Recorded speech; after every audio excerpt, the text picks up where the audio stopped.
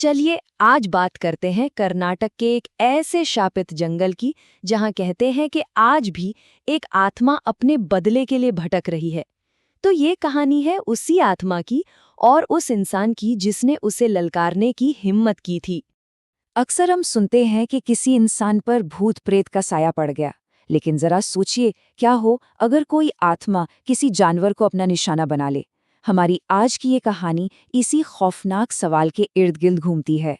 तो इस कहानी के जो मेन कैरेक्टर हैं वो हैं हरीराम, जो अपने गांव के सबसे अमीर और सबसे निडर आदमी थे।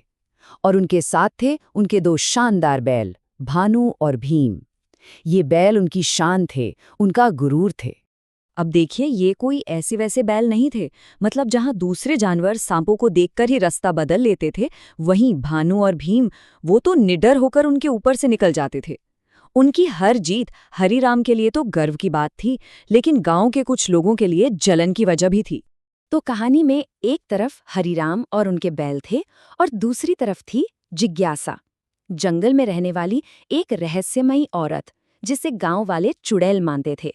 कहते थे कि वो अपनी झोंपड़ी में अलौकिक शक्तियां पाने के लिए काला जादू और अजीब अजीब से अनुष्ठान करती थी। लोगों के बीच उसकी एक अलग ही डरावनी इमेज बनी हुई थी। कहते थे कि उसका चेहरा अजीब सा लंबा था, बाल हमेशा उलझे रहते थे और आंखें आंखें तो जैसे खून की तरह लाल थीं। एक अफवाह ये भी थी कि वो अपनी गर्दन पूरी 360 डिग्री घुमा सकती थी। लोग उससे इतना डरते थे कि उसे गांव से दूर रखने के लिए उसके रास्ते में खाना रखाते थे। और फिर एक दिन कुछ ऐसा हुआ जिसने सब कुछ बदल कर रख दिया।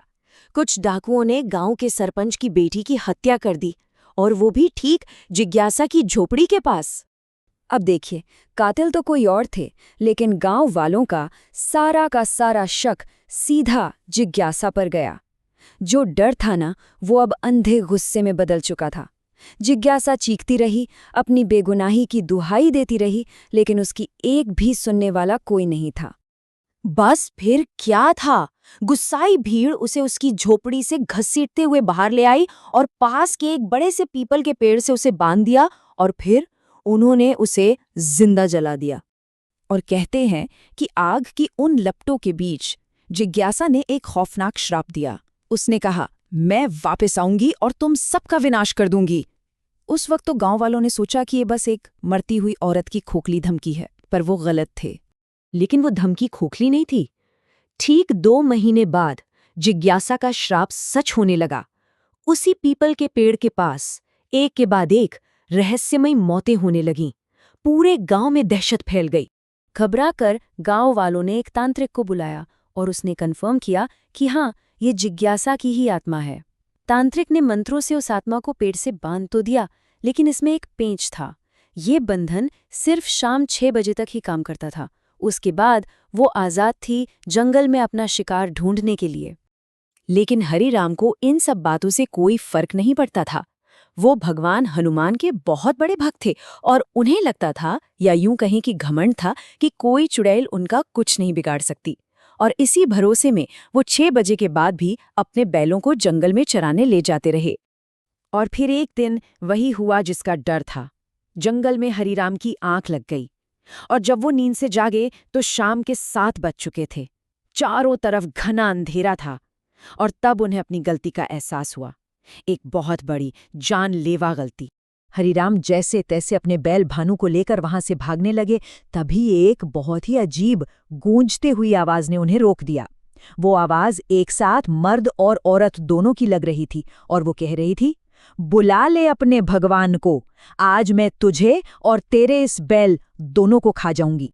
वो किसी तरह भागते भागते हनुमान मंदिर की सीढ़ियों तक पहुंच ही पाए थे कि तभी एक अनदेखी ताकत ने उनके विशालकाय बैल को ऐसे हवा में उठा लिया जैसे वो कोई खिलौना हो, और पलक झपकते ही एक ही झटके में उसका सर धड़ से अलग कर दिया। अपनी आंखों के सामने ये सब देखकर हरीराम के तो होश ही उड़ गए। अब जिस तांत्रिक ने पहले मदद की थी वो तो गुजर चुके थे, लेकिन उम्मीद की एक आखिरी किरण अभी बाकी थी, उनका बेटा गोविंदनाथ। और कहते हैं कि वो अपने पिता से भी कहीं ज्यादा शक्तिशाली था। वो इस जंग में गांव की मदद करने के लिए तैयार हो गया।